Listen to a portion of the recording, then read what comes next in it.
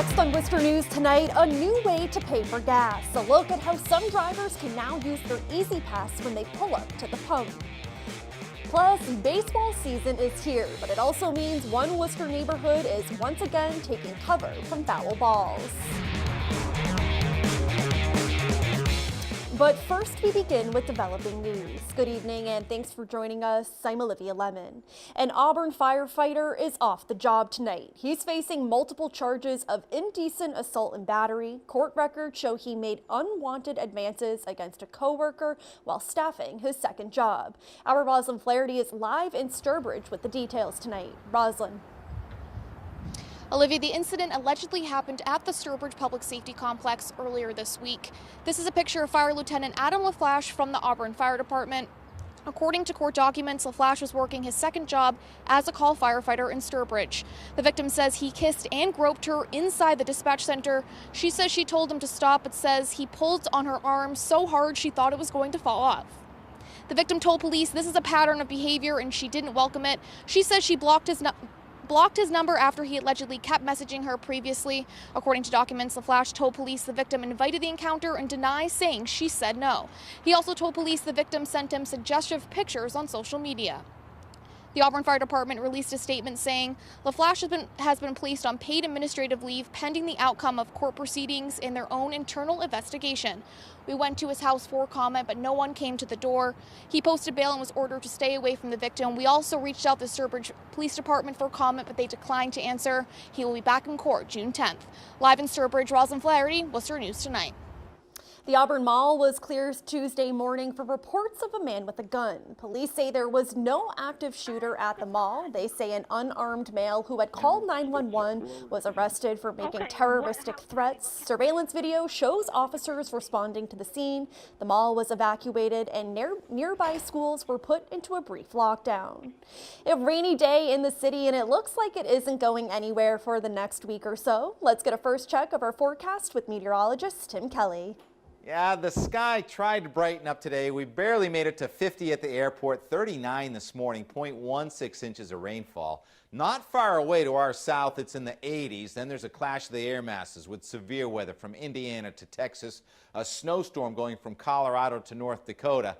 And we're not going to get the summer weather. We're not going to get the snowstorm. We're kind of getting waves of low pressure. It was drier to our north today. In parts of Maine, we made it to near 60 degrees. Outside tonight, not much change. I think we may clear it out a little bit overnight, and that will allow us to get to the upper 30s to near 40 in the morning. But you can see the clouds thicken right back up. Tomorrow, it's not really raining. It's a little bit like today, a little bit drier and brighter maybe. Temperature's going to be 49 at the top of the hill to the 50s, lower elevations. There's a hole in the clouds. There's some rain to the north. Here are some showers. 4 o'clock in the afternoon, 50 to 55. So the climatological average this time of year, lower 60s. We're running below that. Some rain comes in tomorrow night, so tomorrow's not that bad. We'll talk about a damp and cool Thursday and then nicer weekend forecast on the way. All right, thank you, Tim. A fire in Holden causes extensive damage to a dry cleaning business in town. Fire Chief Russ Hall says flames broke out around 10:30 Monday night at Jefferson Cleaners on Bay Street. The fire is believed to have started in a commercial dryer in the back of the business. Flames were contained to the dryer, but the business suffered extensive water and smoke damage. Thankfully, no one was inside. A new technology allows drivers to buy gas with only their smartphone and an Easy Pass. The new payment solution called Pay by Car is launching at the All-Town Mobile gas station on Route 9 in Westboro. The overhead scanner identifies a car as it pulls in, prompts a message on the driver's cell phone, and all they have to do is reply with the pump number to activate. Pay by Car says it uses the technology of transponders, which have been around for decades, and gives drivers the convenience of not having to get out their wallet. So there's no need for you to put the credit card in, wait, enter the zip code, wait, and PIN number and all that stuff. All that is made invisible. And Pay by Car has a partnership with Easy Pass. Drivers must enroll in Pay by Car, provide their transponder number, and create a non-tolling account. A new private middle school will soon be opening in central Massachusetts. St. John's High School will add the new division next year. Its first class of 7th graders will debut next fall, with the addition of the 8th grade the following year. Altogether, the middle school will enroll between 150 and 180 male students. Right now, the Nativity School in Worcester is the only other private religious all-boys middle school in the area. Their current principal will serve as St. John's Middle School's new assistant principal. I have some experience with St. John's. We send a lot of our graduates from Nativity Worcester to the school, and I've seen the great things that they're doing here. And it'll be really interesting to try to figure out how to turn this 4-year experience into a comprehensive 6-year experience for the young men who are going here. And the middle school will be built inside the existing St. John's High School in Conal Hall. A renovation project to prepare the space will begin in May 2020. Baseball season is a welcome sign to young athletes, but it's not to a neighborhood near one of Worcester's popular ball fields. Residents say they've had problems for years with baseballs flying into their homes and yards. The city is working on a solution. Our Chandler Walsh joins us now with the details. Chandler. Olivia, the field was reconfigured years ago because home runs were causing damage to another nearby street. Neighbors who are now being affected say the newer design is even worse and changing their neighborhood. Ames Street residents aren't ready for baseball season. They say foul balls have hit their homes and cars since the city moved the Vernon Hill baseball field's home plate in 2010. Maybe 16, 17 times a day. I was the one who almost got hit in the head with the ball standing right where we are now. The Pasoviches say they are facing thousands of dollars in property damage. Well, that's the dent. City councilors are looking at the cost of putting in higher nets or reverting back to the field's original design. At-large councilor Gary Rosen says the old design caused damage on Providence Street. Maybe there were fewer cars being hit, and maybe there were fewer homes being hit, but it's not a solution to go back to what we tried at the beginning and it just didn't work. Rosen says higher nets is the best solution. Kim Klogic doesn't think so. She grew up in the neighborhood and says home plate never should have been moved. This is basic physics. I mean, a high school student could have figured this out.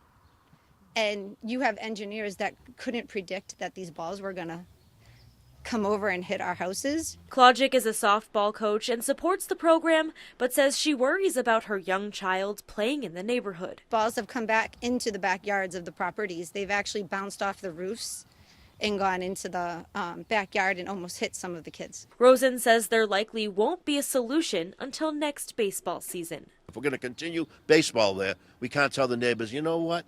You know, to us, we can't afford $200,000, so good luck on your windshields and good luck on your homes and your aluminum siding. We can't do that. So we have to do something no matter what the cost.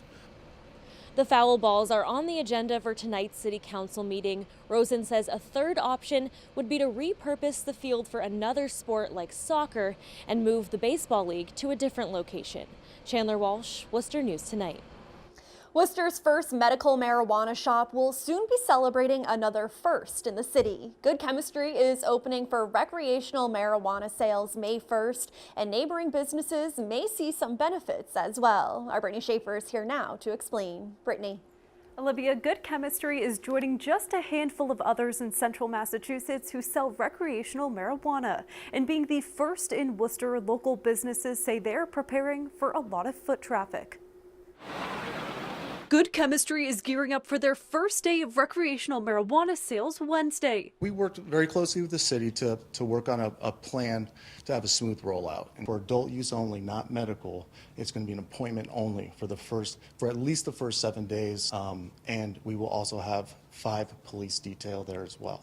The Worcester facility currently sells medical marijuana. Owner Matthew Huron also owns shops in Colorado and Nevada. He says he's familiar with the transition. We've done that 3 times in Colorado. We have a team that's very experienced, and so we feel really comfortable with going from medical and adding adult use to the dispensary. Restaurants nearby are expecting heavy foot traffic from people buying cannabis products. Tomorrow should be crazy exciting. It should be super busy here, which is great for this area. We've got a lot of great things going on. We're expecting a high volume and just bringing a lot of business to the area. Mexican restaurant El Patron is a few doors away from Good Chemistry. The owner says they are preparing for a busy day. I am going to have 2 extra staff people just in case, because you never know what's going to you know, what's going to happen, and I just want to be prepared. Huron says it's been a long process to get to this point, and he's looking forward to making history in Worcester. It's been a long journey here, 7 years in the state of Massachusetts working on this project.